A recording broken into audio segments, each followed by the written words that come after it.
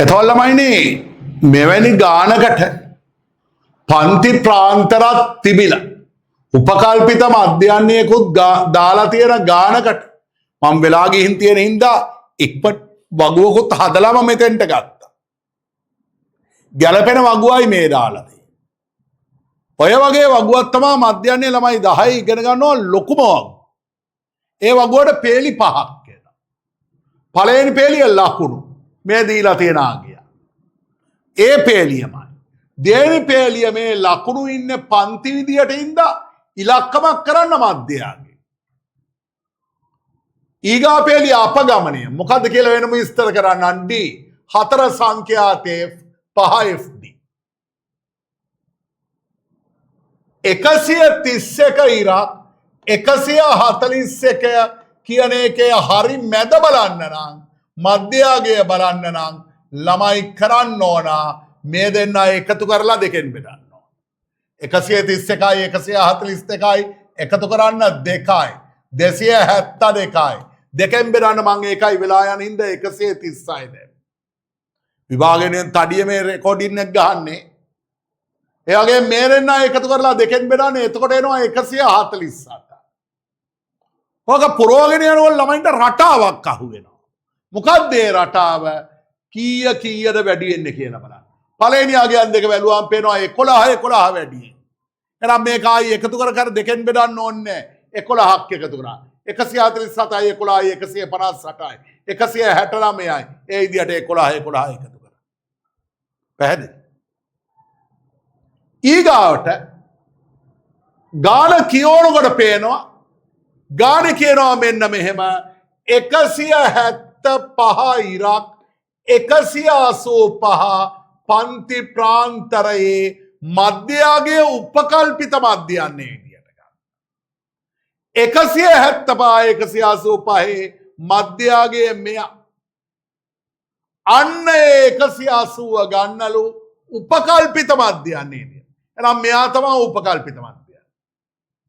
මේ වටකරේ උපකල්පිත මධ්‍යය. මෙයා උපකල්පිත මධ්‍යයන්නේ නම් පුතේ මතකද අපගමනයේ අනු එයාට වඩා අඩු වගයන්ට ඍණ දානවා වැඩි ඒවාට ධන දානවා ප්‍රමාණය. මේ 180ට වඩා 169 අඩුයි ඍණ. කොච්චරකින් අඩුද අඩු කරලා බලන්න 11කින් අඩු. 180ට වඩා 158 අඩුයි ඍණ 22කින්. ඒකේ රටාවක් එනවා. 11 22 33 44 11 180 නම් 180ට වඩා අඩුත් නෑ වැඩිත් නෑ බින්දු. හැබැයි 180ට යට ඉන්නේවා වැඩි ධන කොච්චරකින්ද 11 191 11 11න් 11 ගන්න. සංඛ්‍යාතය අනු නිතරම මේ ඇනි ගානක යට පේලිය. වාර ගානට කියන්නේ සංඛ්‍යාතේ. ඔය වගේ ඔගුවක දෙවෙනි පේලියේ ඉන්නේ තරඟ ගාන වාර ගාන සංඛ්‍යාතය. සංඛ්‍යාතයට දාන අකුර F අපගමනයට දාන අකුර D අන්තිම පේලිය FD මැද්ද ලකුණ වැඩි කිරීම FIDY වැඩි කරලා ඔය පේලිය ගන්න. FIDY වැඩි කරන්න. වැඩි කරන්නේ FIDY මේ දෙන්න FD මේ දෙන්න වැඩි කරන්න. වැඩි කරනවා ඍණා කියන්නේ නෝ ධනා කියන්නේ. අන්තිම පේලියේ විතරක් ඍණ වෙනම ලියනවා ධන වෙනම ලියනවා. ඒකට හේතුවක් තියෙනවා විස්තර කරන්න. වැඩි කරන්න ඍණ 44 ඒවා දෙකක් 88යි. තුනෙන් වැඩි කරන්න. 4 3 12යි 1යි. 4 3 12යි 1යි 13යි. ඔන්න ඍණ ටික ලිව්වා ඔය විදියට වැඩි කරන්න. පුතේ මේ දෙන්න වැඩි කරාම බිඳුවයිනේ. මේ 8 වරක් බිඳුව බිඳුවට. බිඳුවට යටින් ධනෙමේ ධනය වෙනම 11 වරක් 55යි. 22 වරක් 4 88යි. ඇයි මේ පේලිය විතරක් ඍණ ධන වෙන් කරේ?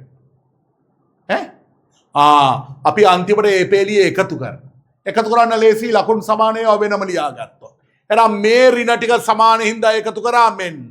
ඍණ 396යි. මේ ධන ටික සමාන හින්දා එකතු කරා මෙන්න. හැබැයි අන්තිමට එන අසමාන නම් දැන් එකතු කරන්න බෑ.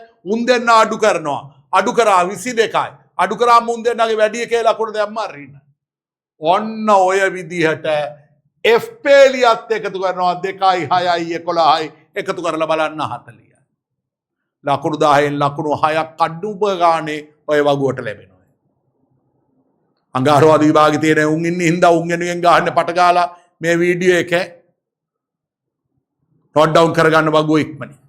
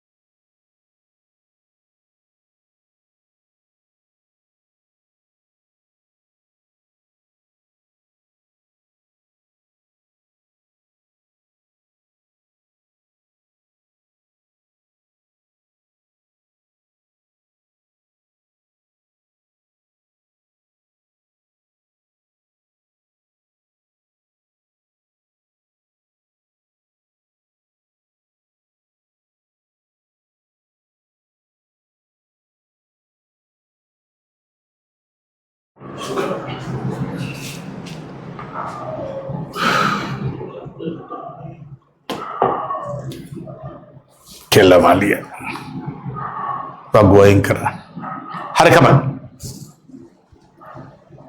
දවන වගුව හරියේ වගුව හරි දැන් මොකද්ද කරන්නේ තාම මධ්‍යන්නේ හෙව්වේ නැහැ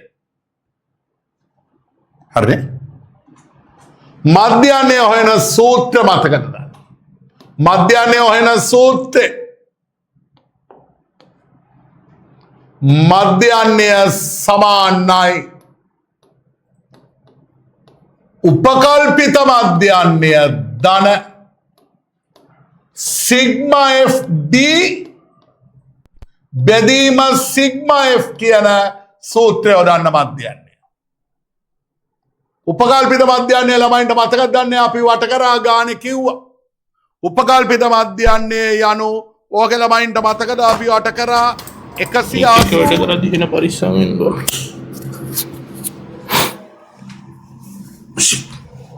ධන සිග්මා FD අන්තිම එකතුව කීයක් ආවද බලන්න අන්තිම එකතුව ආව ඍණ 22 දැන් එක්කිනින්ද වරහන සිග්මා F 40යි නේදලා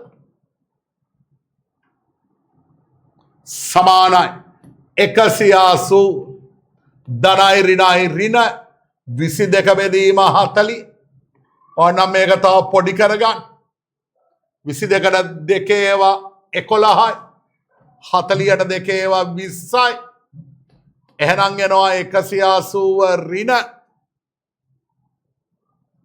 11 බෙදීම 20 මේක දශමයක් කරගන්න 11 බෙදීම 20 20ට 20 ඒවා 1යි 11ට බිඳුවයි 20ට අඩු ඒවාට 20 ඒවා යන්නේ වෙන ඉලක්කම් නැත්තම් දශම 20ට 11ට 20 ඒවා ගියේ නැති ඉඳ 11 ඉතුරුයි 110ට 20 ඒවා 5යි 100යි තව 10ක් ඉතුරුයි 100ට 5 බිඳුවයි දශම 5යි 5 180න් අඩු කරන්න බිඳුවයි දශම 5යි 5 අඩු කරන්න කොහමද අඩු කරන්නේ 180 ඩොට් එක නැත්තා ඔහම බිඳුවයි දශම 5යි 5 අඩු කරන්න බිඳුවෙන් 5ක් බෑ එකක් ඉල්ල ගත්තා 10න් 5ක් 5යි මෙයා ගාව 10ක් තිබිලා එකක් දීලා 9න් 5ක් 4යි මෙයා ගාව 10ක් තිබිලා එකෙන් දීලා 9න් බිඳුවක් 9යි 10 උනේ එකක් දීලා මෙතන 7 179යි දශම 4යි 5යි නේද බලන්න ඔන්න මධ්‍යන්නේ right හැබැයි ගානේ කියනවා ඕක ආසන්න පූර්ණ සංඛ්‍යාවට වට යන්න කියලා බලන්න මධ්‍යන්නේ ආසන්න පූර්ණ සංඛ්‍යාවට වට යන්න එහෙනම් මේ ආපු එක මොකද්ද ළමයි පූර්ණ සංඛ්‍යාව කියන්නේ මෙයා මෙන්න මේකට වටේලා තියන්න. දශමයේ පාළු. එතකොට කරන්නේ මොකද්ද? පූර්ණ සංඛ්‍යාවට අල්ලපු එක බලනවා මෙයා. වටේන නීති මෙයා වැඩක් නෑ. වට යන්නේ මෙයාට නම් ඊගාට අල්ලපු එක විතරයි බලන්න. ඒක පහෝ පහට වැඩි නම් මෙයාට එකක් එකතු කරන්න. පහට අඩුයි නම් අයින් කරන්න. මේක පහට වඩා අඩුයි. එනම් වැටුවාම එන්නේ 179. ඔන්න මධ්‍යන්නේ හොයන ක්‍රමයේ වගු වෙන්නේ. සූත්‍ර කටපාඩම් කරගන්න. ඉස්සරහට විස්තර ඇතු වෙයි. මේ වාර විභාග බූස්ට් එකත් අපිට එවන්නේ. මධ්‍යන්නේ සමාන. පැහැදිලිද?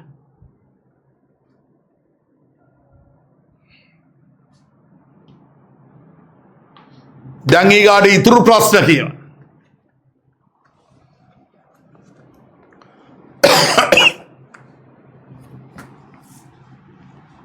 ඊගාට කියනවා මෙහෙම දෙයක්.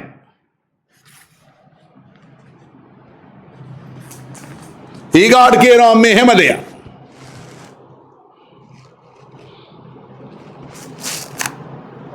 මේ කණ්ඩායම තරඟ 80කදී ලබාගෙන ඇති මුළු ලකුණු ප්‍රමාණය සොයන්න. ළමයිනේ අන්නේ එක මොකද්ද කියලා බලන්න. අන්නේ එක මොකද්ද කියලා බලන්න. එකයින් කරනවා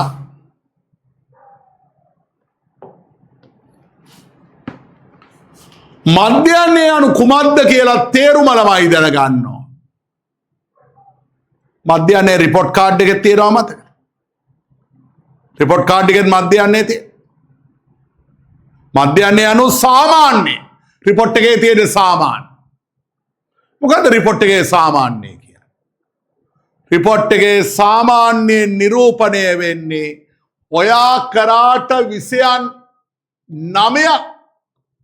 ඔයා කරාට විෂයන් 9ක් මධ්‍යන්නේ නිරූපණය වෙන්නේ ඔය විෂයන් 9ම ලකුණු නෙමෙයි එක විෂයක ලකුණු.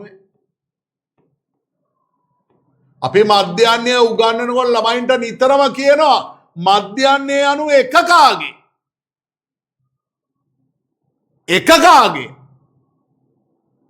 දැන් තොපේ තාත්තලා තොපේ සාමාන්‍ය බැලුවාම රිපෝට් එක තාත්තට හිතා ගන්න පුළුවන් ළමයා එක විෂයකට ලකුණු කීයක් අරන් තියෙනවා. ඒ 9ක් ගන්න යන කොල්ලෙක් කෙල්ලෙක් නම් මධ්‍යන්නේ පවත්ත ගන්න ඕන 75 ඊට වැඩි. එක විෂයකට 75ක් ඊට වඩා වැඩියෙන් ගන්න ඕන ඒ 9 ගන්න. තාත්තා රිපෝට් එක බැලුවාම මධ්‍යන්නේ අනුව තාත්තට තේරුම් ගන්න පුළුවන් මූට මොකක්ද වෙලා තියෙන්නේ. ඒකින මතක තියාගන්න මධ්‍යන්නේ පාඩම කරනකම් මධ්‍යන්නේ අනු නිතරම එකකාගේ. එනා අපි මධ්‍යන්නේ හෙව්වා. අපිට මධ්‍යන්නේට ආවා මේ වෙනකොට 179. ළමයිනේ මට කියන්නකෝ මධ්‍යන්නේ 179යි කියන්නේ ඔය ක්‍රිකට් මැච් ගහපු එකක් නේ. මැච් කීයක් තිබ්බද උතන? වගුවේ නම් මැච් 40ක් තිබ්බ තරඟ ගා. එහෙනම් ඔය මධ්‍යන්නේෙන් එන්නේ ඒකක මධ්‍යන්නේ අනු නිතරම එකකාගේ එක තරගයක ලකුණු. තරග 40ම ලකුණු නෙමෙයි එක තරගයක ලකුණු. ඒගොල්ලෝ දෙවෙනි කොටස කියනවා මෙවැනි තරග 80කදී ලබාගෙන ඇති මුළු ලකුණු ගාන හොයන්න. මොකද ළමයිනේ කරන්නේ අපි මධ්‍යන්නේ අනු එකකාගේ ඔය තියෙන එක තරගයක ලකුණු. එන එක තරගයකදී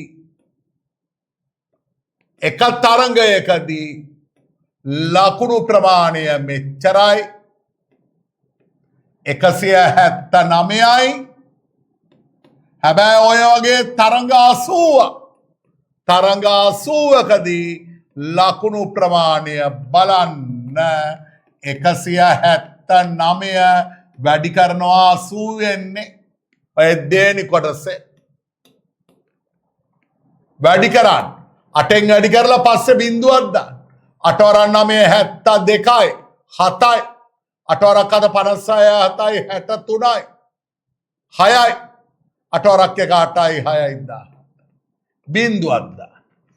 14,320ක් එනවා නේද? එකසිය තරඟ 60යි දීලා තියෙන්නේ. තරඟ 60යි 60න් වැඩි කරා. එතකොට මේක 60 තරඟ 60කදී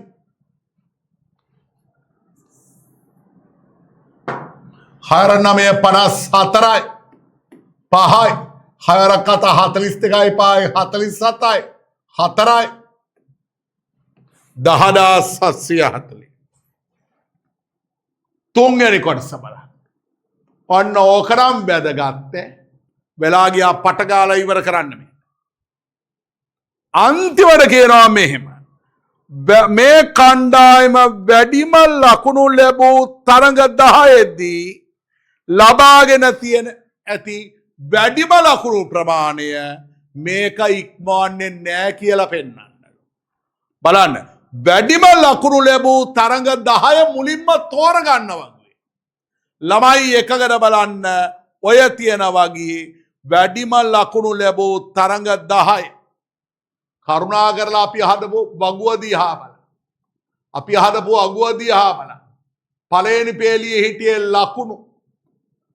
අපි දැන් තෝරගන්න ඕන මෙතනින් වැඩිම ලකුණු ලැබූ තරඟ 10. මේ ලකුණු පටන් ගත්තේ 131 141 පුතේ ඕක ඉවර වුණේ 219 229. එතකොට වැඩිම ලකුණු ගත්ත තරඟ තියෙන යටම තියෙන තරඟ 10 බලන්න. එහෙම තිබ්බ තරඟ ගාන කොහොමද තියෙන්නේ බලන්න. මෙන්න මෙයා කෙලින් තියනවා නේද? සංඛ්‍යාතය කියන්නේ තරඟ ගාන. සංඛ්‍යාතය කියන්නේ තරඟ ගාන. මේ කෙලින් තරඟ ගාන අපි හදාගත්ත වගුවේ තියෙනවා 3. ඒකට උඩත් තරඟ ගාන ඉන්නවා 3. ඒකට උඩත් තරඟ ගාන ඉන්නවා 4ක්. මෙන්න මේ 3 නේද වැඩිම ලකුණු ගත්ත කියලා ළමයි වගුවෙන් බලන්න. 208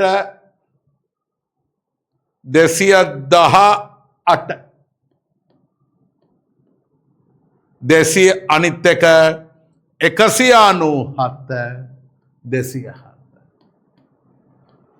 ඔන්න ඔය 10 දෙනා නේද වැඩිම ලකුණු ගත්ත තරඟ 10.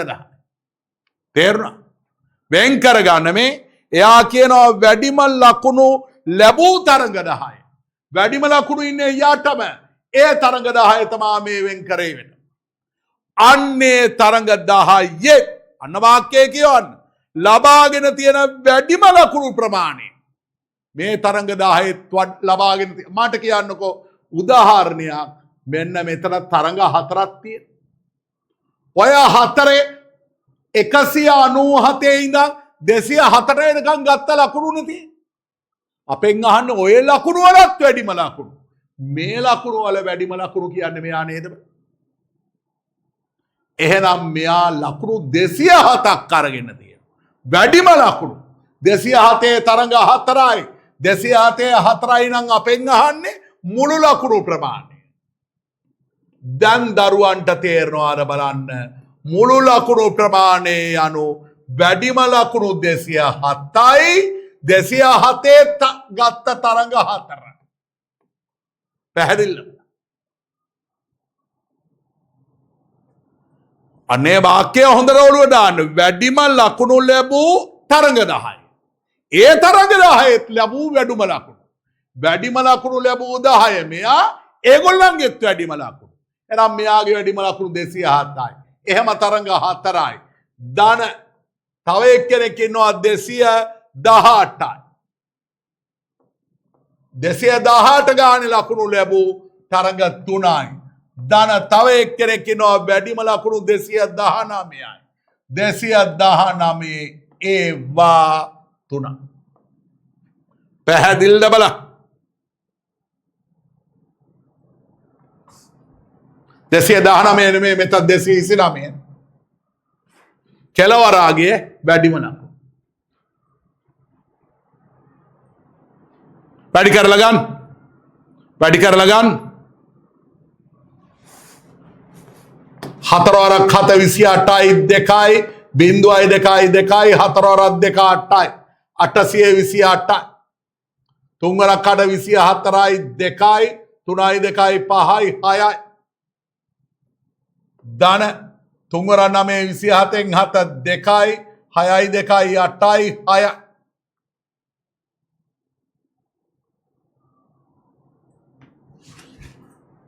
පැහැදිලි ඔය ටික එකතු කරා 828යි 654යි 187යි එකතු කරා 8යි 4යි 12යි 7යි 19න් 9 1යි 3යි 3යි 5යි 8යි 8යි 16න් 1යි 2යි 8යි 16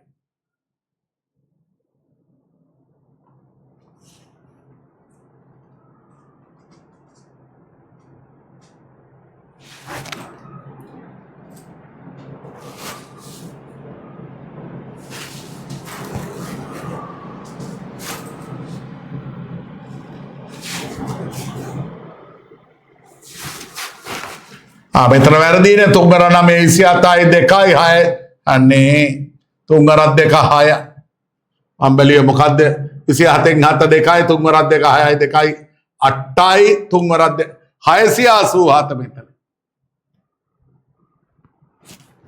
8යි 4යි 12යි 7යි 19යි 1යි 1යි 2යි 3යි 5යි 8යි 8යි 16න් 1යි 1යි 8යි 9යි 9යි 6යි 15යි 6යි 21 ඔන්න එකතු කීයද එකතුව 2169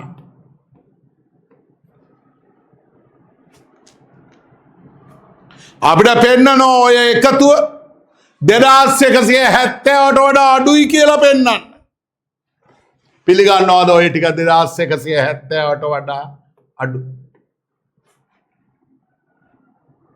වැදගත් වෙන්නේ මෙච්චරයි තරග 10කදී ලබා වැඩිම ලකුණු ගත්ත තරග 10 වෙන් කිරීම තේරුණාද බල නෝට් ඩවුන් කරන්න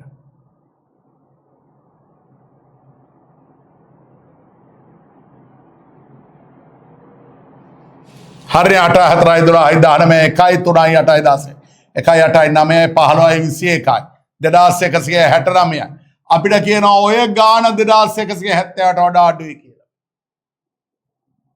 වඩා වැඩගත් වෙන්නේ මෙයා වෙන් කරගත්ත ක්‍රමේ වැඩිම ලකුණු ගත්ත තරඟ 10. වැඩිම ලකුණු ගත්ත තරඟ ඉන්නේ යටම. යට ඉන්න තරඟ 10. ඒවත් ලබා ගත්ත වැඩිම ලකුණු. ඒවත් ලබා ගත්ත වැඩිම ලකුණු. 207 218. පැහැදිලි. ඉවරයි නේද බලන්න ගන්න.